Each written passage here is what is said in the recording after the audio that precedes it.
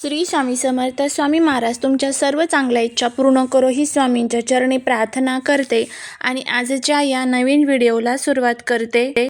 उद्या 4 मार्च वार बुधवार या दिवशी आलेले आहे. जी चंद्रग्रहण झाले त्या चंद्रग्रहणाची उद्या कर असणार आहे, म्हणजेच याला ग्रहण करी दिन असे म्हटले जाते. तर उद्या प्रत्येक आईने आपल्या मुलांवरून ही एक वस्तू ओवाळून टाकायची आहे, जेणेकरून मुलांचे सर्व दोष विघ्न अडचणी संपेल, त्यांच्या अभ्यासात नोकरीत प्रगती होईल, इच्छापूर्ती होईल, घरातील दोष दारिद्र्य अडचणी ज्या आहेत तर त्या कायमच्या दूर होतील. असा हा प्रभावी उपाय कसा करायचा, कोणत्या वेळेत करायचा याबद्दलची संपूर्ण माहिती आजच्या या व्हिडिओमध्ये मी तुमच्यासोबत शेअर करणार आहे. त्यामुळे तुम्ही हा व्हिडिओ स्किप न करता शेवटपर्यंत नक्की पहा.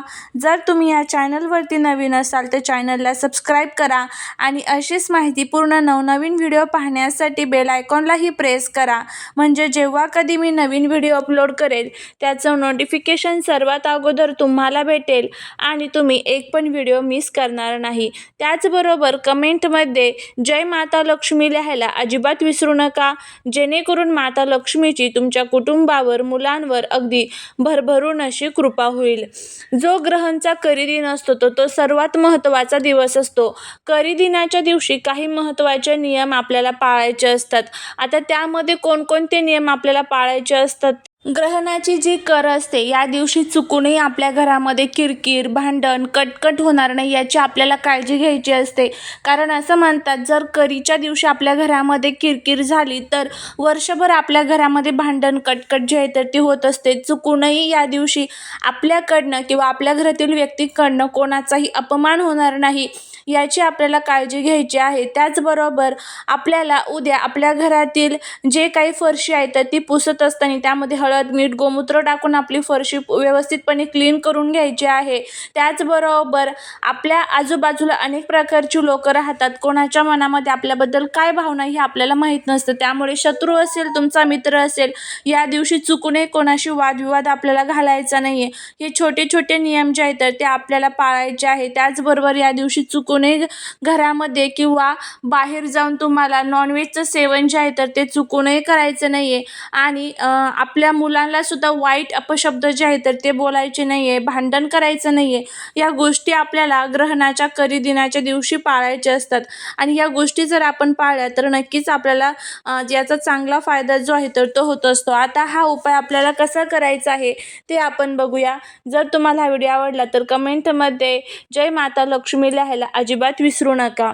प्रत्येक आईला आपल्या मुलांच्या भविष्याची काळजी असते. कधी अभ्यासात मन लागत नाही तर कधी मेहनतीनंतरही नोकरीत यश मिळत नाही.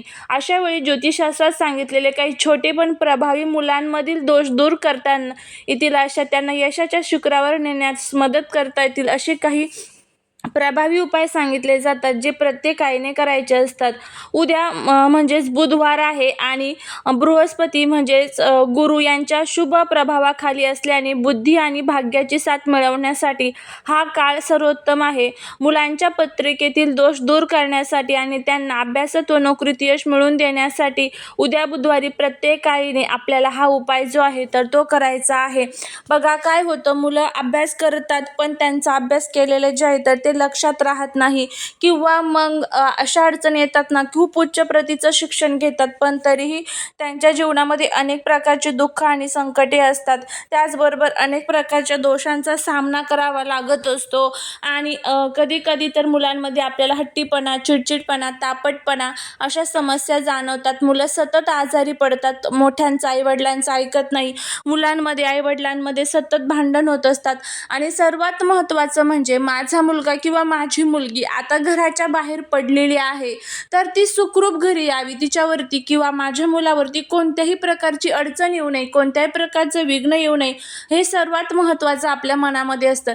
त्यासाठी त्यांचे ग्रह जे आहेत तर ते व्यवस्थित असणे खूप महत्त्वाचे असते आणि ग्रहांची स्थिती जर व्यवस्थित असेल तर त्याचा खूप चांगला फायदा हा त्यांच्या जीवनावरती होतो. हट्टीपणा चिडचिडपणा हा आपोआप कमी होतो. कुंडलीमधील जे काही दोष आहेत तर ते आपोआप दूर होतात. जर कुंडलीमध्ये वास्तुदोष पितृदोष ग्रहदोष असे काही दोष असेल ना तर सर्व प्रभाव त्यांच्या जीवनावरती त्यांच्या स्वभावावरती पडत असतो त्यामुळे हे सर्व दोष दूर करण्यासाठी काही प्रभावी असे उपाय सांगितले जातात, जे आपण घरीच करू शकतो. फक्त ते श्रद्धेने, भक्तीने आणि विश्वासाने करण्याची खूप गरज असते.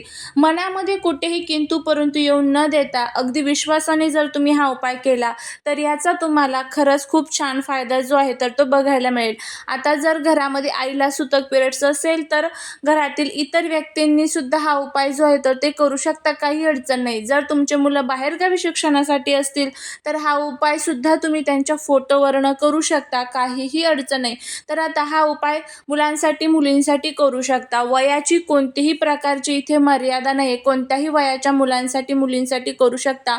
कोणतीही अडचण असेल, अगदी लहानातील लहान मुलं असतात बघा, ते खूप चिडचिडपणा करतात, तर त्यांच्यासाठी, किंवा लग्न जमत नाहीये, नोकरीत अडथळे येत आहे, अभ्यासात प्रगती होत नाहीये, अभ्यास करतात पण लक्षात राहत नाहीये, ह्या ज्या काही अनेक समस्या असतील, त्यांच्या मनात अनेक इच्छा असतील, त्यात त्यांच्या चांगल्या इच्छा पूर्ण होत नसेल, तर त्यासाठी तुम्हाला हा उपाय जो आहे तर तो करायचा आहे. उद्या बुधवार आहे, गणपती बाप्पांचा वार आहे, आणि त्याचबरोबर उद्या हा उपाय विश्वासाने करा, नक्कीच तुम्हाला त्याचा फायदा होईल. तर आता काय करायचं आहे तुम्हाला, यासाठी मुगाचे दाणे आणि तुम्हाला हा उपाय करायचा आहे. मूठभर अख्खे हिरवे मूग घ्यायचे आहे आणि गुळ खोबऱ्याची वाटी तुम्हाला घ्यायची आहे. उद्या सकाळी अंघोळ झाल्यानंतर गणपतीच्या मूर्तीसमोर किंवा फोटोसमोर तुम्हाला बसायचं आहे. जर घरामध्ये उपाय करायचा असेल, तर गणपती बाप्पांची प्रथम व्यवस्थित पूजा प्रार्थना करून घ्या, आणि मंदिरात जर करत असाल तरीही व्यवस्थितपणे पूजा प्रार्थना करून घ्या, आणि त्यानंतर हा उपाय करा.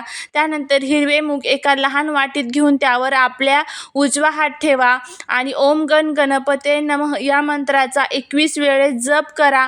मनातल्या मनात गणपतीला प्रार्थना करा, माझ्या मुलांच्या, मुलींच्या मार्गातील सर्व अडथळे, आळस आणि अभ्यासातील अडचणी दूर होऊ दे, आणि तिला बुद्धी आणि यश मिळू दे, अशी आपल्याला प्रार्थना करायची आहे. मग ते गूळ आणि मूग घराजवळच्या कोणत्याही गणपती मंदिरात अर्पण करा, किंवा गाईला खाऊ घालू शकता.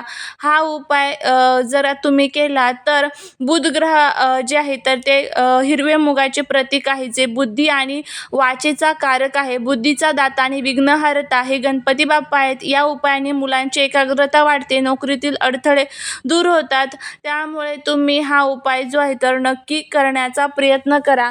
उज्ज्वल भविष्यासाठी हा अतिशय प्रभावी असा हा उपाय आहे.